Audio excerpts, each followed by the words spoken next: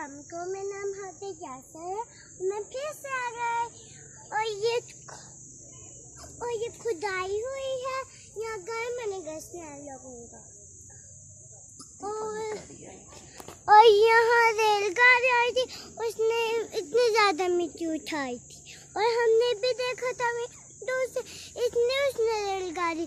और ये देखिए इतना खोदा हुआ था और ये उसके ऊपर मुर्गियां हैं और वो जान भैया और वो उस्मान भैया जा रहे हैं। आके नहीं लाई ना, ये बहुत ज्यादा दहतों की लकड़ियां काटी हैं। इससे आग जलाएंगे,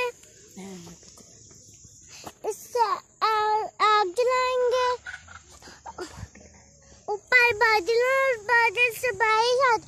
और मैं आपको नीचे दिखाती हूँ क्या है। ये देखिए नीचे बहुत बड़ा दहत काटे हुए हैं। सर्दियों में बहुत बड़ी आग जलाएंगे। ये सर्दी बहुत ज्यादा हो तो अल्लाह हाफिज़। वीडियो को लाइक करें।